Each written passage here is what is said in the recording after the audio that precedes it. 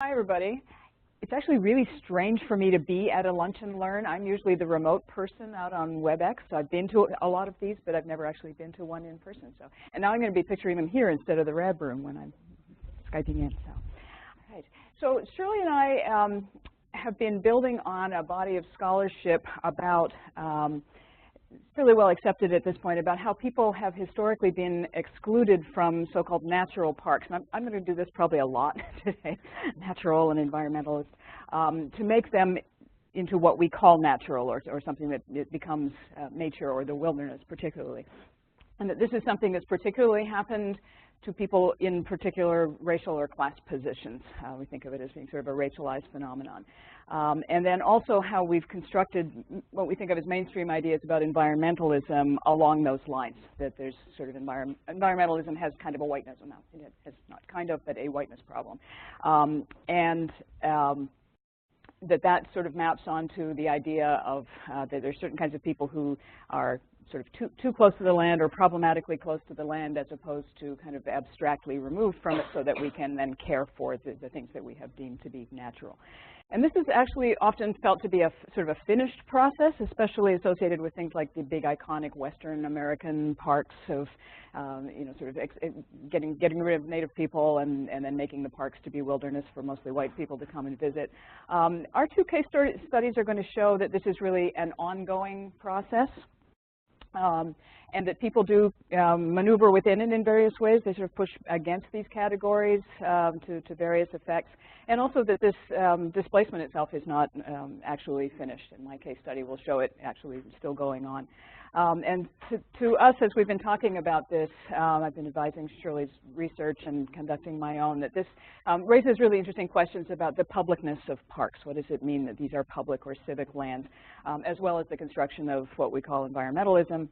On the one hand, to be public at least implies these ideals of openness and inclusivity, that public lands are for everyone, which is a wonderful democratic ideal. And that, as Shirley's going to talk about, creates at least some opening for shifting narratives, older narratives, and kind of older problems. But then it also creates this need to manage them on behalf of all the people, and that gets into sort of managerial, bureaucratic, institutional, often kind of the policy realm where these ideas get used and sort of seized on in less flexible ways, and sort of linked with these older received notions about who belongs in nature and who doesn't, and who gets to be an environmentalist and who doesn't. So my case study is about actually an urban, or near urban, East Coast place that is actually still in the process of being made into a natural park. It's a place where actually people have inhabited for a long time, but it's becoming natural, and so there's this slow process of moving the people out.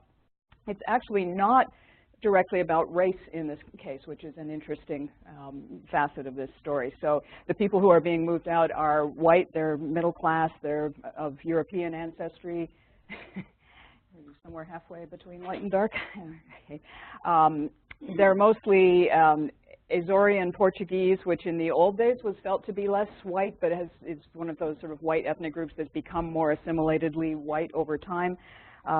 Irish, some Italian backgrounds, people mostly from the Boston area, some with very deep roots in this island community of going back 5 and 6 generations.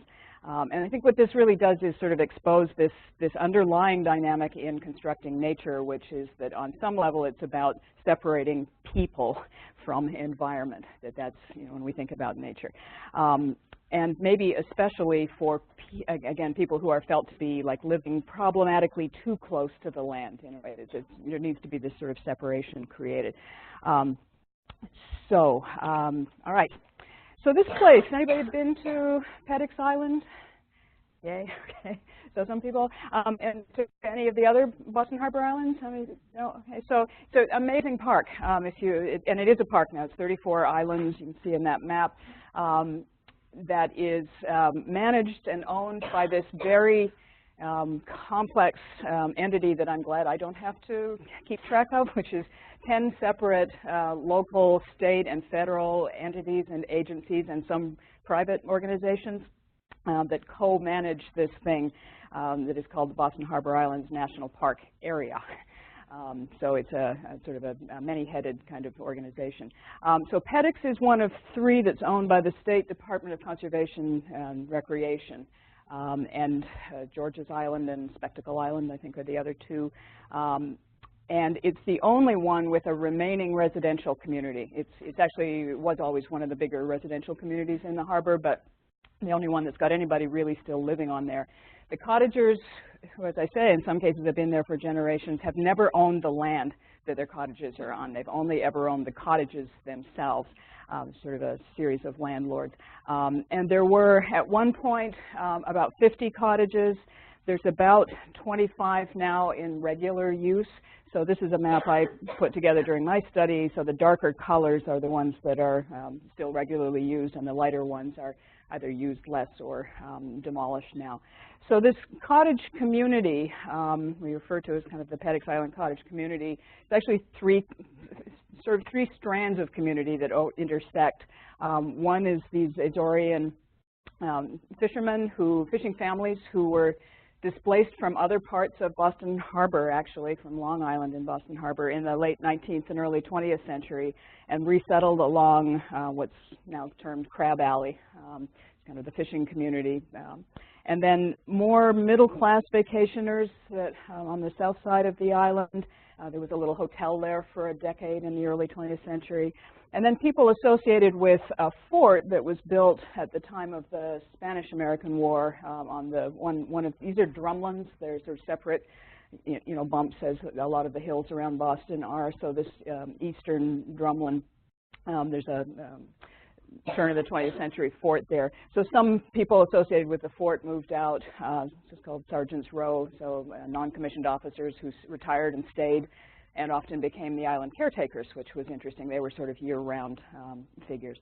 So, and these 3 communities really are connected in a lot of ways, and I turned up some ways that people didn't even really know about, because I was doing a lot of careful genealogical searching and just really trying to trace back like all of these names, and found a lot of intermarriage, and people from one side of the island that would marry to somebody on the other side in almost these sort of Romeo and Juliet ways of, felt to me there was a sort of class distinction, but people were sort of bridging that, and turned up some connections to the original communities that surprised some of the people that had been sort of lost in the midst of their own family history.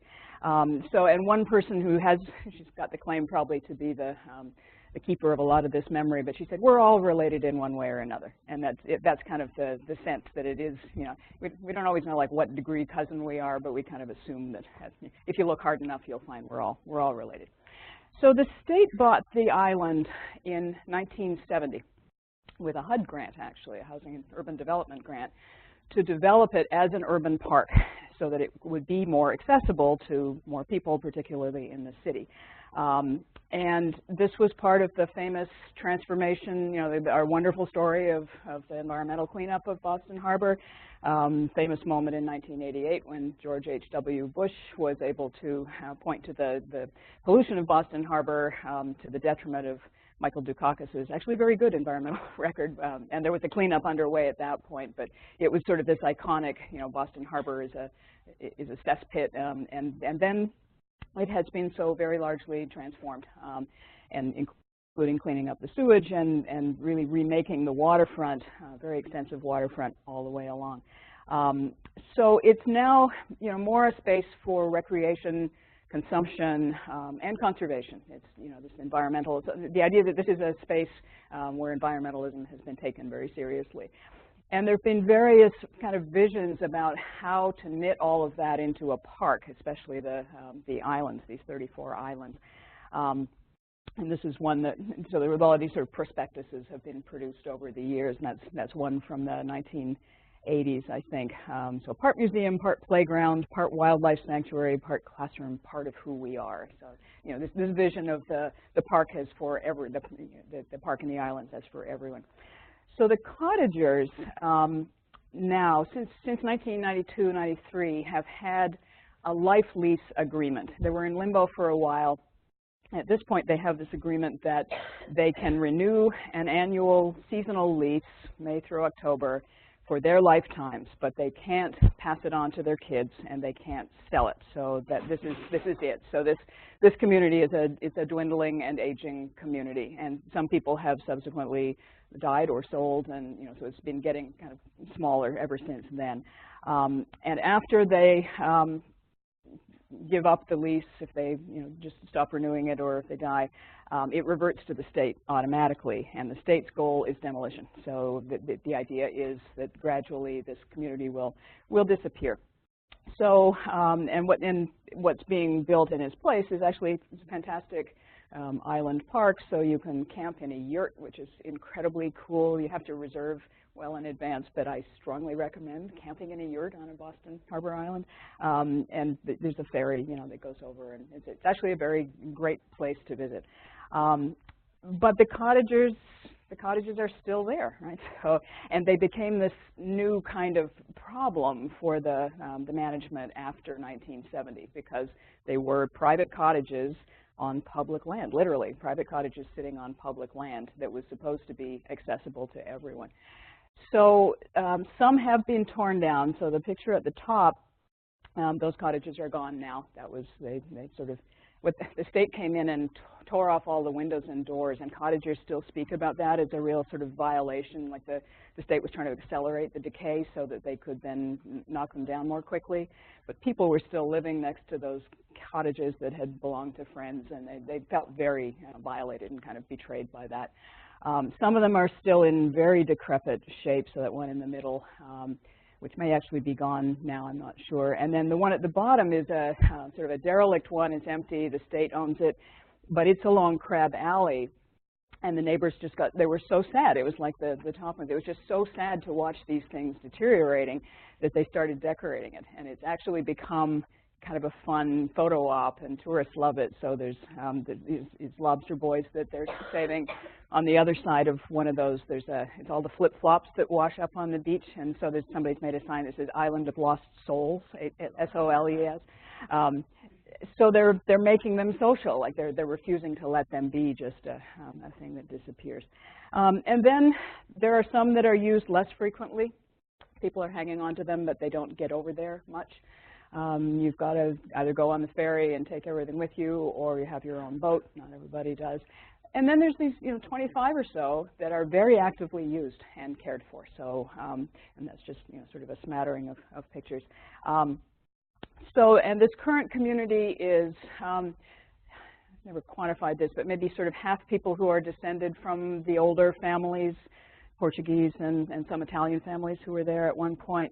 And then in 1970, there were people who quickly sold, and other local people who said, I can buy a cottage on Paddocks Island, and they quickly bought. So there were some folks mostly from the South Shore who had been familiar with Hingham Bay and the island, and sometimes people on the island. So there were these fairly local people who bought in, who've been there now for several decades, but not sort of generationally. So there's no electricity. There has not been running water since 1990. It's very rustic. It's like camping. It is camping, basically. They live very close to the land. They have to by necessity. People refer to it often as Lug and Tug Island. So again, it's a shingle beach, so you've got to, if it's low tide, you've got to drag everything up this rocky beach, and including your drinking water, right, and everything with you.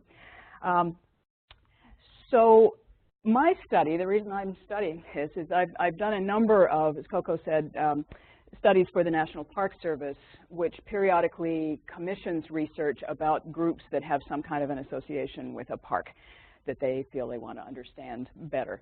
So they have the Park Ethnography Program for people who aren't familiar with anthropology. Ethnography is the set of tools that cultural anthropologists use to study present-day communities of people. Or sort of settings in the world.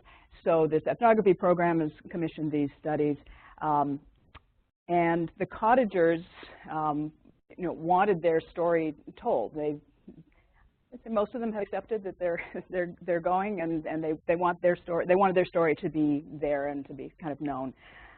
The state, the DCR folks, and the National Park Service folks wanted just a firmer sense of what is the history of this this community. So for partly management purposes and partly interpretive purposes. So that plaque that you saw that said 3 communities, like they're starting to try to put those things into the landscape to kind of educate people about what this is. So I did this study. This actually, I did my main field work 4.5 years ago. This study was completed, the report was completed 2 years ago, and it's not been released yet, which is really interesting. And there's been this very long process of negotiation around, first of all, the draft, which I'll talk about in a minute, and then the releasing of it into the public. So, and to me that shows like the presence of these cottagers and the kind of the telling of this story more widely is a problem for management. It creates this sort of confusion about what the park is and who has a claim to it, and I think you can feel that reflected in this reluctance. And I particularly, so in the draft, particularly got pushback around how I was trying to describe the cottagers' relationship to their natural environment in the draft, which is hence the like who gets to be an environmentalist idea. So, so ethnographers pay attention to, sometimes we try to pay attention to what's not being said. That's a kind of a key tool, part of the toolkit. But we really pay attention to things that we hear over and over and over again. That's, you know, your antennae are just sort of attuned to that. And what I heard from these cottagers over and over again was stories about water, about fire, about wells. I had several experiences where I'd start talking to somebody, I'd introduce myself, and they'd immediately start telling me who had dug this well. And so I didn't ask about the well. I didn't ask anything. I was just saying hi. But they wanted to tell me about the well. My grandfather dug this well, and he dug it with these 3 neighbors, and they used to share this well. It's like those stories were clearly very to the fore in terms of how they thought about who they were. Lots of stories about, you know, finding things on the beach and repurposing them, hunting, gathering, kind of, you know, picking berries. There's old orchards on the island, fishing, lobstering, you know, just so lots and lots of stories about the natural environment. And when I looked at them, I realized they're like an absolute index of these kinship relationships, and you know, who you could trust, who would share, who didn't know how to manage the water. There were stories about that briefly they had running water on that middle part of the island, and there was one family that put in a swimming pool, and the neighbors were very, very censorious about that. It's like they just, you know, yes, there's running water, but you should be more frugal with it than that. Kind of respect this. You know, it's not limitless. So people had a real sense of the limits of the island and knew how to live within it. So this quote from one fellow said, "You knew what the limits of the island were. You lived your life within those pretty much and found pleasures that made it all not just bearable but enjoyable. There's a connection, and the connection was this shared hardship, and that's Lug and Tug Island, right? So, and the shared love, knowing you were having an experience that most other people weren't having. So, and then you got these sort of moral ecology stories about what happened when people would transgress the limits or not listen to the kind of the shared wisdom. Expressed maybe most vividly in stories about wells that were cursed, and there was one well where the fellow had actually enclosed his well in his house instead of having it just out in the open. And then, of course, there were the ghost stories about somebody falling in the well and drowning and then haunting. And I couldn't find any kind of factual basis for that, but people were very, oh, no, somebody did drown in that well, you know. So, and the message to me was, the well is a shared resource. These are shared resources, and that transgressed it. So, and this one fellow said, there's an island way, and that means you're supposed to help people. And several people then would append, like, even when you don't like them, even the people you don't get along with, but it's like, if something catches fire, you get in that bucket brigade, right? So it was that real sort of mutual kind of sense of a community. It doesn't mean everybody liked everybody or that it was always harmonious or, you know, kind of harmonious with nature, but that it was very tight-knit, and that there was generational continuity to it, that you could, you know, these things got sort of passed down. So when I wrote this report, I coined this term for them. I called them pragmatic environmentalists, which I kind of liked. It's like they were not political about it at all. There was no kind of philosophical stance to it. It wasn't ideological, but to me they were environmentalists in the way that they were paying such very, very close attention to the the limits and the carrying capacity of their environment. They would definitely take more infrastructure, and they still would if they could get it. They're not, you know, they're not philosophically opposed to having electricity or running water. They'd love to have it. But this is the key point. Being on the island is more important to them than having those things. And that's it's like there's not a separation between the environment and the social world of the cottagers. That those two things are, you know, so inextricably bound together. So they're not just kind of living close to the land. They're living close to this land and this island, this very, very fragile little island. So I put this in the report. I called them. I had a whole chapter title, you know, pragmatic environmentalism, and I was told you cannot call them environmentalists. They are not environmentalists. There's no way that they're environmentalists. So I got this really strong pushback on the draft. They said, well, you know, there's all kinds of reasons. They have these terrible outhouses, which actually are just kind of old-fashioned outhouses. They're not, you know, state-of-the-art Clivus composting toilets, but they still kind of do the job as they have for many years. They're improvising a lot of infrastructure, so there's people with little solar panels. And any guesses about what the top right is, what's going on up there? It's hot water, yeah. It's a solar thermal heater, so a black plastic and a black hose, and you get enough water out of the hose to get a shower every now and again, right?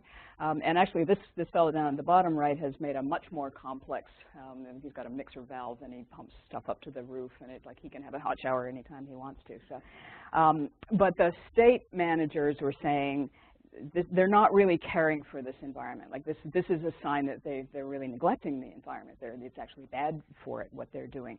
And some of it had to do with kind of mess. It was, you know, it's kind of messy. It doesn't look good. So there was this sort of implied kind of a class or a, you know, some kind of a moral judgment there. And when I looked back, I saw there was kind of this history of feeling bad about the cottagers. Like there were some people that looked after their houses, but other people, you know, like they didn't really fit there because they didn't seem to be to be measuring up to some kind of standard. And so I looked back, and this was in the report where the life lease agreement came out to this. And so you know, there's this history of sort of figuring out what do we do with these people, where do they fit, and this was actually a really good point. So private cottaging in public parkland poses a direct threat, I don't know threat, but it's a challenge to the public's right to access park properties. And that's in the Massachusetts Constitution, actually, Article 97. It says, you know, that if it's going to be a park, everybody has to have access to it. It's a conundrum, you know, what you do in that case. But it's not just kind of this legal thing. I was also seeing that there's these sort of conceptual problems of what do we do, how do we fit these people in, that came out in this quote, which was really interesting in this same report. It said, it's hard to argue that the cottagers are conducting a way of life which is important for school children to know about. Like, why should we preserve this? They're not doing anything important. They're just living in cottages, right? It's nothing special. They're just in their cottages. So that to me was seeing that they're not fitting into that conception of like this is doing something that's actually environmentally really interesting, in addition to having this sort of deep claim to belonging here. So that to me was a clue, that quote that I kind of followed through in terms of thinking about who gets to be an environmentalist, and kind of back to how this relates to race, which Shirley's going to talk about more directly. So in thinking about this, it just made me realize how being an environmentalist or environmentalism is often means caring in a more sort of general or even generic way for nature or the environment. Right? It's caring about it, but not necessarily hooked to a specific place. Always, you can be an environmentalist and not necessarily have a strong connection to a specific place, versus this more sort of problematic being embedded in a particular place. And there have been shifts in that over time. It's not a category or an idea that is static. We're still negotiating over that. So, for example, we saw that this week with the Standing Rock water protectors who were here, right? That there has been more recognition by the state, meaning, you know, federal government, state governments, that some groups do have sort of heightened claims or, you know, historical claims to land use that are rooted in particular histories. That's obviously still contested. as we see with Standing Rock, that whenever it runs up against a need to extract or exploit an environment, sometimes that it will still sort of blow up. It's often still romanticized. There's still the idea of what Shepherd Crutch called the ecological Indian, the idea that Indians are inherently closer to the land, which is not necessarily it's not sort of a magic thing. It's more about particular kinds of culture and practices. But there is this sense of, okay, there's another mode of environmentalism here aside from the sort of the whiter mainstream one, and that there are growing alliances across that difference. So exactly as we saw with Standing Rock, that people were sort of connecting broader dots about environment and crossing those lines.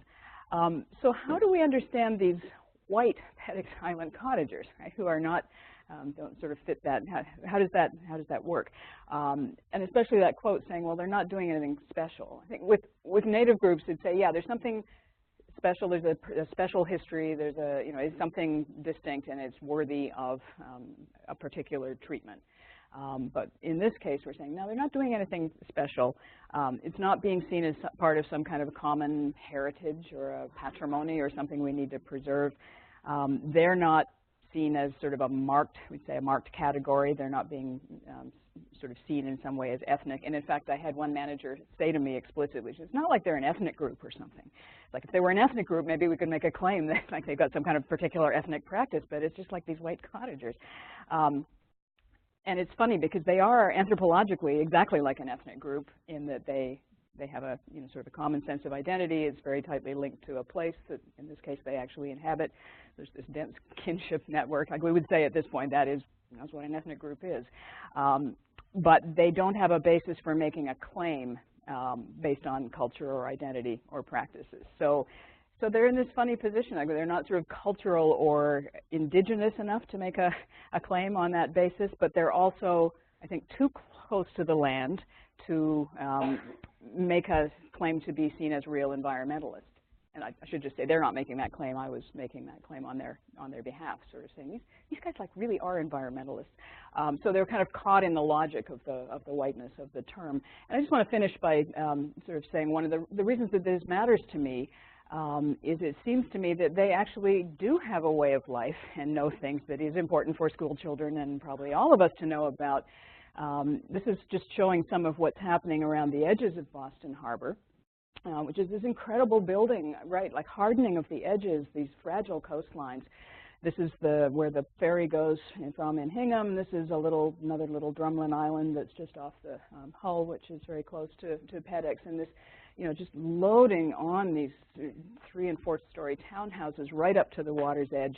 And so the irony of displacing these people who are living without water and electricity to make a natural park where people from these communities can come and learn about nature, just really, I couldn't resist saying something about that in the draft, and I got into trouble about that too, so I took it out. But I always say it in a presentation because to me it's the context for why it matters if these people are displaced, because it's like we're kind of learning and unlearning at the same time. And that publicness in this case, both opens the door to telling other stories, but then closes doors in terms of what doesn't fit in those public categories. So, and that in a funny way, and this I'll just end here, that they're sort of already memorializing this community even as they're still being displaced, which is a process that makes me really uncomfortable. I've actually studied it a lot, but it makes me uncomfortable to be a part of. So part of what I was trying to do in my report was push against that somewhat, and I do it in presentations when I talk about this. So that's my little, kind of trying to use my sharp elbows to kind of at least look more closely at what's happening with that process. And Shirley is actually looking at exactly that. So we'll turn it over to you. Thank you. Probably right at this point. To attach the back. Oh, okay. Like this, and then the battery pack in the back, maybe. Or I can just. All right, All right. I'm just gonna play a quick.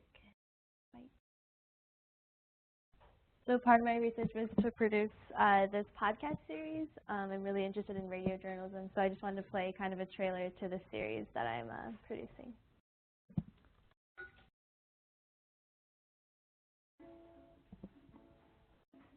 San Francisco, California. Here in the city, being a nature lover doesn't mean that you just speak for the trees. It's a lifestyle. It's the clothes you wear, the food you eat, the brands you buy. Nature loving is also about what you do on the weekends. When I started going to more national parks and camping and being outdoors, my mom was like, I traveled all these many miles and crossed how many borders. We always go out and sleep in the dirt. The thing about environmentalist culture is that it's an old school concept. It was built for mostly white, middle-class people. So how are people engaging with nature if they come from entirely different backgrounds? To explore this question, we'll hear from park rangers. When you think of a park ranger, you don't think of a black man. As an environmentalist, I don't know. We'll attempt.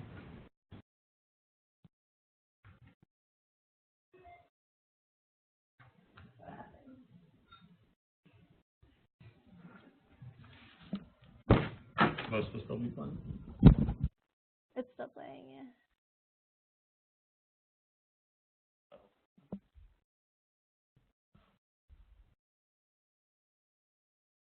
Right? Yeah. I don't know why. Hold on. Oh, someone. What happened? Someone next door. That's okay. Yeah. You don't have to listen to the last part of it. It's online. So I gave you guys all flyers with more information about how to find that.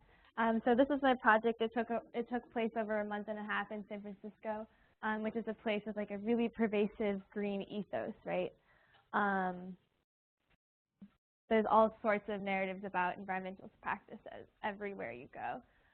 So I went to the Golden Gate National Recreation Area, which is the Presidio and the Christie Field area, if you've been over there, in the Golden Gate Park, which I actually don't mention as much in this project. So environmentalisms are practiced in this space that seem like nature, but then in spaces also that didn't really seem like nature, but we're also part of nature, and I'll talk more about that later. So I talked to park rangers, employees, administrators, educators, park visitors. And my main research questions were, what are the social and cultural mechanisms that help people conceptualize how they belong in outdoor spaces in the United States, and how are practices of environmentalism / environmental appreciation being redefined? So I wanted to look at these park spaces as these like social arenas where people are engaging with their everyday practices and local politics that change day to day, and just creating new meanings of belonging. So, yeah, is it?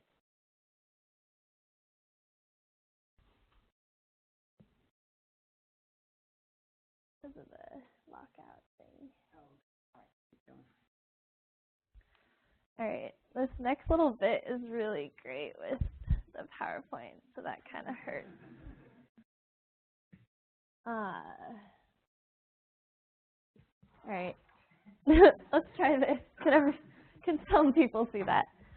So this is a quote. It says, "A strangely dirty and irregular life these dark-eyed, dark-haired, half-happy savages lead in this clean wilderness." So this is describing indigenous people in North America. And this is a quote from John Muir, the founder of the Sierra Club, which is America's largest and most influential grassroots environmental organization. I'm sure you've heard of it. And just a very powerful, pervasive presence. So racialization was actually really crucial to the conservationist movements, because in the same way that land is constructed to be passive for extraction, resource extraction, and colonialism, so was the idea of race. So black people, indigenous people were categorized amongst the flora and fauna by scientists like Carl Linnaeus, using characterizations like ape-like in books and this made it easier to justify their genocide, removing from the land instead of colonies and organized labor production. So by placing the indigenous person in the savage category, and you're not going to be able to see this, but it's a picture of an indigenous person depicted as savage. So just imagine that, I guess, or not. So the person, a person of color in nature would be deemed a savage. But then when you look at Thoreau,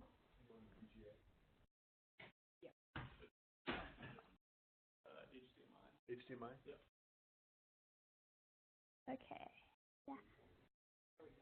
Yay, great, yeah. So when you look at a white man in nature, Thoreau, he's seen as reflective, right, and like authentic and just someone who truly wants to just save nature. So these are the founders of American environmentalism. They created this normative way of engaging with nature, not through the use of the land or like hunting animals or actually living off the land, but in the spiritual trip in search of individualism, true identity, and peace. And this is kind of like the normative idea of what proper engagement with wilderness looks like, as Cathy was mentioning. And it's kind of the dominant ideology in our most secluded or most wilderness-like locations. But I kind of wanted to look at new possibilities or like new imaginations of ways of appreciating the environment that kind of subverts this hierarchy of environmental engagement. So I looked at urban parks because I feel like they sit in this zone in between nature and society, and they're not quite qualified as both. So currently, park rangers, different educators, in general, they all recognize that they have this whiteness and eliteness problem. It's an ongoing conversation. There's a report that came out that said 80% of park visitors are white. So they basically spearheaded this huge movement to make spaces more diverse. And I think a lot of headlines picked up on this because there's just like these jokes about like white people like to wear Patagonia and REI and go hiking and stuff like that. It's a joke because, you know, that's kind of the most pervasive image, but it's just a stereotype. Like, I'm a person of color and I know other people of color who go out in the outdoors all the time. But, you know, when you look at things like outdoors brands ads like North Face, Osprey, Columbia, or look at kind of like the people we see in the media like Al Gore or Cheryl Strayed from the movie Wild or Chris Candelas, or like the movie 127 Hours. Like, these are all just continuously white figures. So as part of the Golden Gate recreation areas kind of moves to increase equity and access, and this is from their strategic plan for 2016 through 2020. They wanted to utilize fee waiver criteria and transportation scholarships for low-income communities, and then adopt park-wide standards of relevancy and inclusion, broaden membership to other partners serving youth communities around the parks, and also expand vocational skill building. So in other words, they're thinking about how do we engage more diverse audiences? How do we just start to create space for this? So there's an office currently called the Office of Relevancy, Diversity, and Inclusion for the National Park Services, but there isn't an entity in each organization in each city. So in San Francisco, there's an office called Interpretation and Education, which I was directed to when asking about kind of diversity measures that were being taken.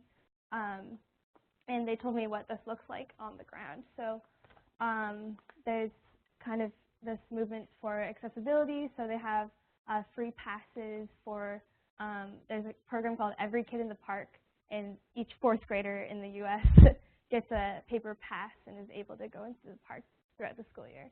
And then they're also trying to hire people who speak more than one language. And they also they offer a lot of busing out to the parks for free, which is what I used for my research, actually. So these things all address like issues of the media access. But then this is kind of like the material organization, but then there's also the storytelling, the kind of re-education and the use of words and narrative to kind of create lasting builds to help people quote, build lasting connections to the parks. So that's why I think I was referred to people like the leaders of the Office of Interpretation and Education, because the power of words and narrative are kind of much more significant in some cases in terms of people being passionate about being with parks and building lasting connections. So one of the things they're doing right now is retelling the histories of the parks. So they're trying to think about what is relevant to certain cultural and ethnic identities. So, for example, they talk about the Buffalo Soldiers, who are some of the first park rangers, who are African American cavalry.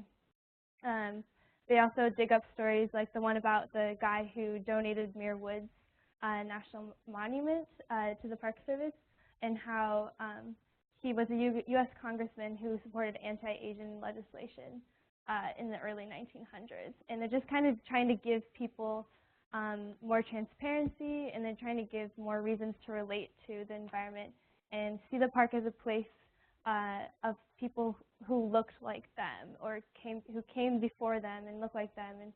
And they also are working with organizations in the community. So there's one program called Healthy Parks, Healthy People, wherein the NPS teams up with organizations like rehab programs, and then try to bring groups of people outdoors to learn and practice healthy lifestyles like gardening, ecotherapy, and hiking.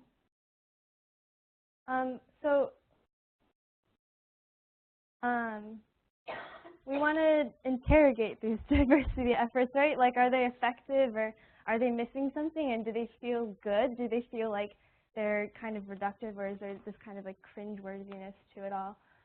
So if we look at the institution, actually, the leadership is still 85% white, looking at all of the kind of supportive orbiting or environmental organizations.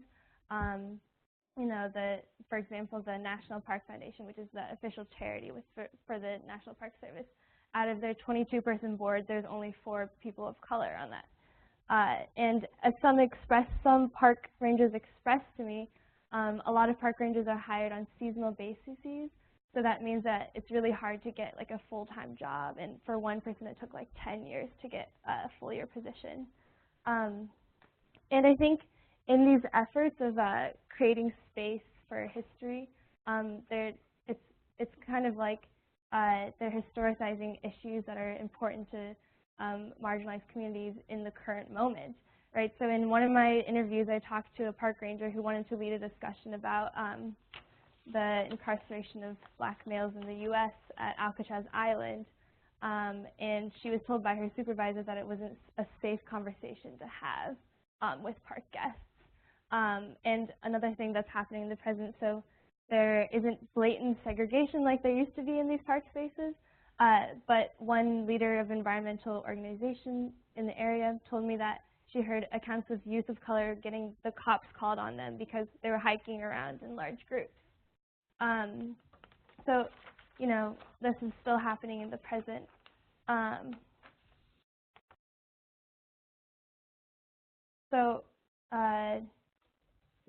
You know, it just, like in any case, there's like the envisioning, the institutional language, the programming of the inclusion that's going on, but then there's like what people are actually doing and like what they're actually latching onto in terms of these ideas of relationship building. And park services can create the pathways for people to relate, but it doesn't matter. But whether or not people like take them on is a little bit more difficult to capture. So I think what these diversity efforts do work towards is trying to provide like infrastructure for new ways of engaging with the environment that aren't just like hiking, camping, mountaineering that you see in the most mainstream sense. But we still kind of want to work towards like expanding our ideas of like what meaningful environmental engagement is, and what it means to cherish it and just truly appreciate it. So a lot of my study focused on just asking people how they engage with nature and what they like about being outdoors. So in kind of just looking at like the most unpredictable element of culture, which is what like humans actually do and like how they create meaning. So this is one quote that I got from a park ranger. He talked about how, you know, after Trump was elected, a lot of people wanted to come to this space, the park space, and see it as like a safe space for political discussion. That's definitely an unexpected characteristic of the park. And these will be online, so if you want to read through them more, you can. And in this case, one person, you know, she talked about bringing out a huge tent for her families and growing up and camping in these like 25-person tents, which I don't know if you can imagine. It's probably like the size of this room. And that's not marked by like this idea of like environmentalist individualism, right? It's kind of like the convening of family, and like it's a bit of glamping, which is like glamorous camping. And then this person was telling me about how he just walks around fishing piers to release stress, you know, and after losing a job, and just kind of being around the city, around the Berkeley area too. And then another one told me about how he works as a technician for AT&T, kind of out in the fringes of the city, and just like looks at the night sky and appreciates nature that way while he's like working. And here's one of my favorite quotes from the leader of like a youth group that's organized on the park land. So this is from Ernesto Pepito. We can read this one. They created a poem in shirts that said, "I'm an environmentalist" on the front, and on the back it broke a stereotype. So mine was, it said, "I'm an environmentalist" on the front. On the back it said, "I don't eat hummus." And then some kids said, "I love hip hop and I love city lights and I don't eat organic food."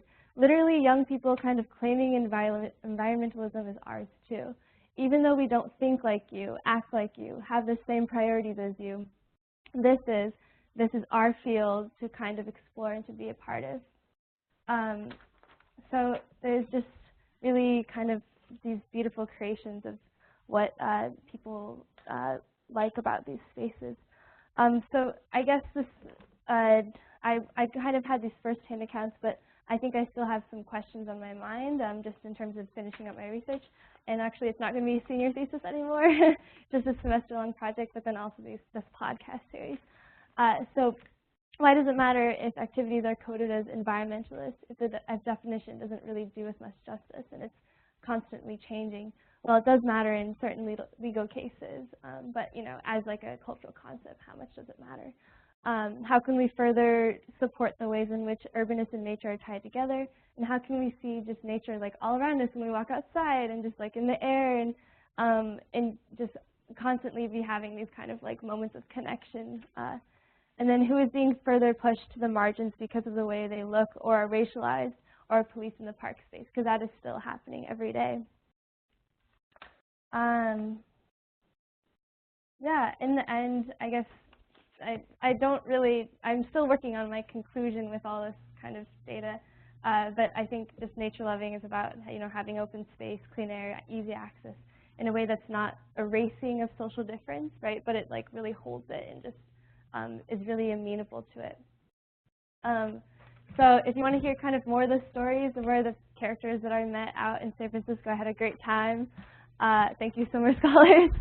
So this is the website that I set up for people to look at. I will have the episodes up shortly in this month at some point, and it'll be available on SoundCloud and hopefully iTunes. So we'll see about that. Yeah, thanks for your time.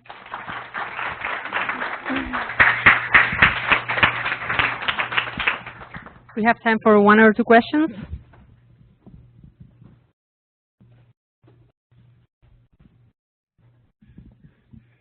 You both raised really interesting questions, but I want to direct this one towards you, Cathy. So in Bio 7, environmental biology, my co-teacher says, do you have to live sustainably deliberately, or can you be sustainable and do it accidentally? And so I was wondering if really what you've described is the accidental environmentalist as opposed to the pragmatic. And so and then the question is can you be are you an environmentalist if you're an accidental environmentalist? And I just thought I would ask you that question. You're both welcome to chime in. so that gets into that question of kind of how culture comes into it. Do we have a, do we put it into a category, or do we just do it, and does it actually matter, right? If we're living that way, I think an anthropologist would say maybe it is. I think accidental is too weak a term. Intentional is too strong a term, and that's sort of why I was looking for something somewhere in the middle. I think there is something conscious about it. And I think, especially in the days when they were sort of fighting this battle and trying to keep the cottages, so that 1992-93, I was hearing more of the cottagers being more explicit about this and sort of saying, yeah, this is a thing, we're doing it. They weren't calling it environmentalism, but it was seen to be a practice. Like they were sort of naming that and saying this is important to what our community is. So there's a level of intentionality there, I think, that goes beyond accidental. But I would also say, I think this is what Shirley's kind of reaching toward in her conclusion, is just to say, does it really matter at bottom? I mean, the thing that matters is how we live. And then there are all these labels, and then how the fights over the labels and the misapprehensions and all of those things, so which in some ways get in the way rather than actually helping. So maybe just to stop even thinking about it, maybe that's a sort of a secondary question to be worrying about, and the more serious question is how can we live in a way that actually is more sustainable, which is another label that kind of gets in the way sometimes, but that lives more lightly with resources and more attentively and more aware of limits, and those to me are more useful concepts than maybe even arguing over where the label sits. I do have a question. Actually, I'm going to combine it for both of you. So are there any ways, Shirley, I will start with my part of the question for you. Are there any things you missed that you can think of to promote more inclusion in the usage of parks? And how can we do that, and maybe instead of fomenting more the being of an environmentalist, but how do we promote more the being without the label? Yeah, I think hiring is a huge way that inclusion happens. I think like the access of getting actual employment with the Park Service is just incredibly difficult. It's just not suitable for anyone who's struggling financially. And there's a program that the National Park Service organizes is in San Francisco called the IEL Youth Program, and basically it provides an internship for high school students. So a lot of the times those high school students go directly from that internship to being recruited as a park ranger, and they already have this kind of established connection. I think that's a really effective way of getting more people. And this actually speaks to the book that you showed, talking about what public historians, which includes National Park Service people, might do in relation to food activism or reinventing the food system. And the argument there is there's more that interpreters and people who kind of have these in-between roles could do. And often they're very inventive and brave. I mean, the people that Shirley talked to were amazing. Some of these rangers, incredibly articulate and very politically acute. But not terribly well supported out there on the edge of, their individual tours. And so the argument in that book is cultural institutions could and should be doing more, especially as they try to make a case for their own relevance in a time of shrinking resources. Like, why should we support your museum, or why should we have national parks? Why don't we just let them all drill for oil? That part of the argument is if they stopped standing back from the things that they're interpreting, and so here is an island community of cottagers that is, in the past. It's sort of in the past, and we'll interpret it for you. Instead, it really engaged with them and saw themselves as part of the scene rather than sort of something that's aside from it. It's messier. It's harder to manage. It implicates the interpreters in a way that they're often not comfortable with. They're more comfortable standing back and just sort of interpreting somebody else's life. But if we sort of said, we're all in this together, which we are when it comes to the things that we're talking about, how to live in a more sustainable way. And started from that position that I think it would remake the roles for these people in a way that would boost their prestige, their credibility. It was interesting after Trump's election where especially the tweeting rangers, there was that sort of moment when park rangers emerged as these sort of unlikely heroes, and it showed that there was a lot of respect for them. Actually, people liked the ranger in the Smokey the Bear hat and all of that, that they could build on that and wade in a little bit more to some of these questions in a consequential way. If students are excited about this presentation and want to know what classes or what resources they could go for more, thank you for a wonderful presentation. Please tell folks who are interested where they could learn more. Oh yeah, it's anthropology, or isn't environmental anthropology is a great class. Yeah. Yeah, almost any anthropology class actually will will raise a lot of these questions, but environmental anthropology I think is maybe the main one. Yeah, and anything that Ninian teaches. Yeah, right. Thanks, everyone.